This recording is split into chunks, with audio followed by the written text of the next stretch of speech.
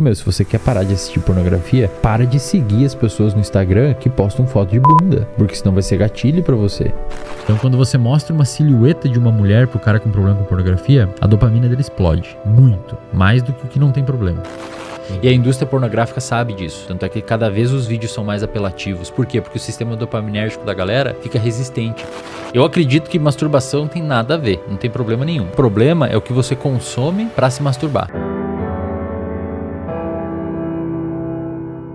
Tem alguns amigos meus que pediram como melhorar o desempenho sexual, hein? Até que ponto o cérebro influencia? Na verdade, tem um monte de problemas que, por exemplo, tem pessoas que têm ejaculação precoce que não tem nenhum tipo, ou disfunção erétil que não tem nenhum tipo de problema orgânico. É tudo ansiedade.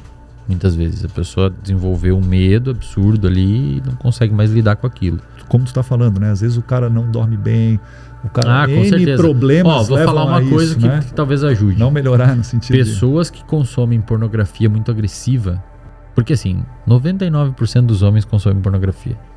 Não vamos pagar de bonzão. Agora, pessoas que consomem pornografias muito agressivas, o que significa agressiva no sentido dopaminérgico? Muitas mulheres, muitas coisas diferentes do que a gente encontra no mundo real. Isso pode prejudicar o prazer com o sexo. Inclusive, muitas vezes pode tirar o prazer do seu sexo na vida real. Sim. É o mesmo raciocínio do cara que precisa de X cocaína para ficar bem e coisas abaixo já não deixa ele mais bem. Tem um estudo que saiu na Nature mostrando que o cérebro de uma pessoa viciada em pornografia reage da mesma forma que uma pessoa viciada em drogas. Então, quando você mostra uma silhueta de uma mulher pro cara com problema com pornografia, a dopamina dele explode. Muito. Mais do que o que não tem problema. Mesma coisa, você mostra cocaína pra um cara cheirando cocaína pra um cheirador de cocaína, vai explodir também. Isso é uma coisa que pode prejudicar a performance porque você desmotiva, né, cara? Você assiste um filme com um cara com 5 minas lá todo dia, 6 minas, e não sei o que fazem lá no filme. Aí você olha pro lado, tá a tua mina. Tipo, o cara não tá acostumado com isso. Eu não tô menosprezando a menina. Sim. Eu tô falando que o cara elevou muito o sarrafo dele, entendeu? Eu não tô menosprezando ninguém aqui, não. É igual o cara que usa cocaína pra caramba e quer sentir prazer treinando, velho. O bagulho é agressivo, aumenta a dopamina 2.000% cocaína. É pra caralho, é muita dopamina. O exercício físico aumenta, sei lá, 5, 10%. Pornografia é a mesma coisa. Você tá aqui em cima, uns estímulos bizarros, sonoro, jeitos, mulheres, etc. E aí na sua vida tem uma que você conhece há muito tempo. Aquilo que tu tá consumindo te influencia muito, né? Nessa brincadeira, talvez nós estávamos conversando num grupo dos amigos de futebol, e aí a gente falando sobre sexo, aí um deles falou assim, não, porque tu tem que botar o pé na cabeça da... Eu olhei assim, cara, o que tu tá lutando com a tua esposa, né? Tu tá lutando com ela, cara, é impossível. É, cara, e aí eu sempre... isso pode influenciar, cara. Isso pode, a galera tem que tomar cuidado com essas paradas, assim. No meu consultório, a gente atende muitas pessoas com vício em pornografia que acontece isso. A mulher deixa de ser interessante, a namorada deixa de ser interessante, o namorado muitas vezes deixa de ser interessante. Quando a gente olha para os pacientes na clínica, parece que existe um mecanismo semelhante à droga, que envolve tolerância, cara. Como assim? Então a pessoa começa com pouco, com pornôs talvez mais amadores, aí começa a escalar, tanto em agressividade do estímulo, ou seja, se envolver mais com coisas mais pesadas nesse sentido, quanto com tempo de uso. Então a pessoa começa a usar mais, começa a usar mais. Com o tempo, um vídeo pornô específico de um homem e uma mulher não vai ser suficiente. Entendi. Você tem que ir para um que tem 2 minas, e depois tem que ir para uma suruba, e depois tem que ir sei lá o quê. E a indústria pornográfica sabe disso. Tanto é que cada vez os vídeos são mais apelativos. Por quê? Porque o sistema dopaminérgico da galera fica resistente. Igual quando fica um cara que fuma. Quando vê, você tem que fumar 20 cigarros por dia. Quando era moleque. Cara, eu no consultório já chega mulher com problema com pornografia, cara. É? Que é bem mais raro. Exato. Mas tá acontecendo. De ela não sentir prazer com o namorado? É, sentir prazer com o namorado. Não consegue ficar sem por muito tempo. Tipo, muito tempo, 3 dias, Sim. 2 dias. Começa a ter problema no relacionamento por baixa libido, pouco interesse. Que louco, ela tem muito interesse por... Ou ele, por pornografia e não por sexo? Isso. Que É exatamente isso. Doido, eu achei não, que mas é exatamente quanto mais isso. consumir a pornografia, mais quer transar. Não necessariamente, Olha que cara. louco. Não, porque aí, imagina, você tá assistindo um pornô com 3 pessoas, 4 pessoas fazendo coisas que não é comum. Meu, e aí as atrizes, corpo, de um jeito, aí... Iluminação, melhor ângulo. Exato, editado, aí é tudo bonitinho, tudo lisinho, tudo não sei o que. Aí você olha pro lado, tá tipo, o seu namorado Chibinha lá. peludo, seu namorado, sabe? Sua namorada. Com aquele micropênis. Cara, aí você pensa, a realidade ela começa a ficar diferente, tá ligado? Quando você pega um paciente com pornografia, com problema com pornografia, é isso que começa a acontecer. Começa a assistir, começa a ser legal, começa a ser legal, começa a ser legal, começa a ser legal, quer mais. Aquele circuito vai se consolidando, vai se cristalizando, e quando vê ele tá com vício. Viciado. Ou um hábito de assistir pornografia. O cara tem um hábito. Assim como se escova o dente, ele bate uma todo dia assistindo pornografia.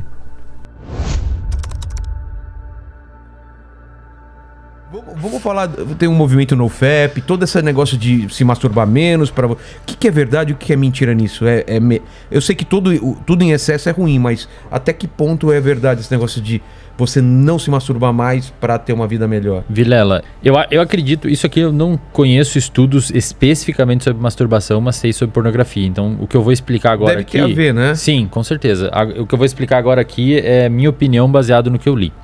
Acredito que a masturbação em si não tenha problema. Tá.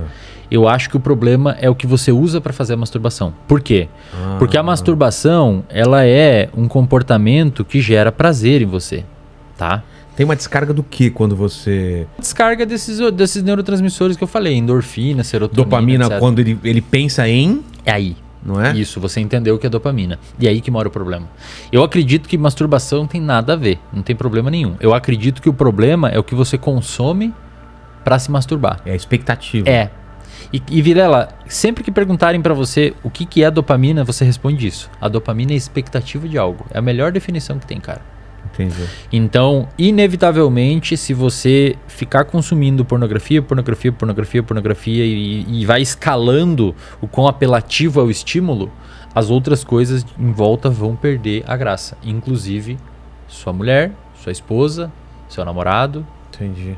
Aí, em níveis mais altos, sair de casa, você só quer fazer aquilo, só quer fazer aquilo, só quer fazer aquilo. Eu não sei se o NoFap, acho que não tem na minha cabeça sentido nenhum. Agora, se tivesse um NoPorn, uma coisa assim, faz mais sentido. Faz mais sentido do que o NoFap. Tá. Faz mais sentido do que o NoFap. Então, se o cara, ele só imaginar trabalhar com a lembrança ou com alguma coisa mental, é menos... É menos do que vídeo e etc. Tá. É menos do que vídeo e etc. Entendeu, Lênin?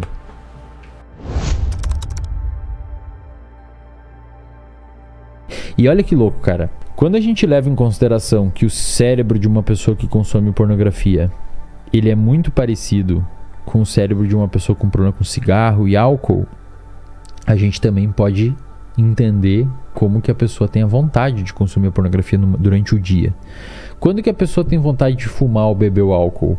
Quando ela normalmente o fazia, então ela normalmente consumia álcool de noite ou fuma em tal momento. Depois do almoço, no cafezinho. Ou quando vê alguém fazendo. Então você vê o cigarro, te dá o estímulo de vontade de fumar. Você vê a pessoa bebendo, dá vontade de beber. A pornografia, qual que é o estímulo? Cara, você vê o vídeo no TikTok de uma mina fazendo umas dancinhas com uma roupa sem sutiã e um corpo bonito, e aquilo, pim, dopamina no seu cérebro. Você já arrasta a cadeira ali. Coloca o papel higiênico do lado. Não que eu faça, mas... né? E pro cara perder o vício na pornografia, o que tem que fazer? Porque não é simplesmente falar pro cara, não assista mais. Não é assim fácil. Não é, cara. Assim, primeiro ponto, em alguns casos precisa até de ajuda medicamentosa. Assim como parar de fumar, muitas vezes precisa. Evitar ao máximo gatilhos e contextos, o que é difícil, porque você passa na rua, você vê alguém que você lembra da pornografia, mas evitar ao máximo.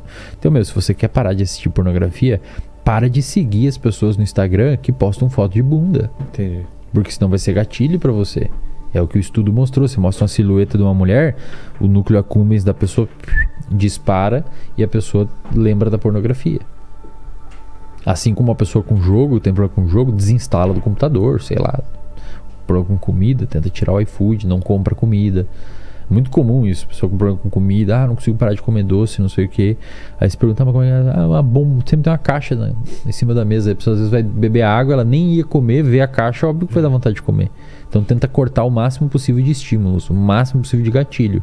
E procura uma psicoterapia para alguém te ajudar a entender isso de uma forma melhor, organizar isso de uma forma melhor, né? Tenta entender os prejuízos que isso traz para você, etc. Isso é fundamental.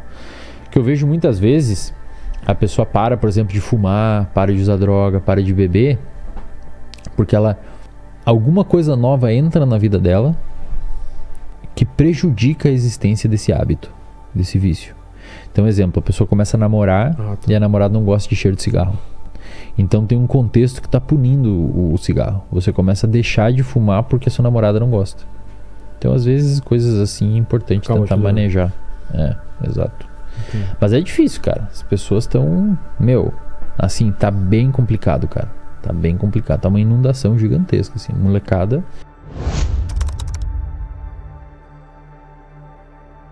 A pornografia, ela entra nesse grupo de novidade ou ela é uma outra entidade da nossa... Entra no mesmo grupo, cara. Assim, todo mecanismo de vício envolve um início de busca por novidade. Uhum. Tem inúmeros estudos que mostram que aquelas pessoas que são mais propensas a novidades, o que é determinado em parte geneticamente e em parte pela vivência na infância e circuitos neuroplásticos. Por exemplo, tem algumas pessoas específicas que nascem com uma mutação no receptor de dopamina D4 com um alelo 7R. Hoje já se sabe que essas pessoas são muito mais propensas à novidade. Essas pessoas se arriscam mais, se divorciam mais, se arriscam mais, tentam coisas apostam novas. Mais, tem uma dificuldade de ficar no mesmo lugar. Claro que isso eu tô falando sempre de média, tá? Mas, por exemplo, se você pegar populações orientais, principalmente em regiões onde o arroz foi domesticado, o que fez com que as pessoas não precisassem desenvolver muitas tecnologias diferentes para conseguir se sustentar, essas pessoas têm menos esses receptores. Porque elas não precisam de muita novidade. A cultura inteira, por milênios, girou em torno do arroz. Elas desejam que as coisas fiquem iguais. Não é muito importante, não é muito interessante ter novidade ali. Então o nosso comportamento ele é moldado pelo que a gente viveu, pelo que a nossa mãe viveu, pela cultura que a gente nasceu.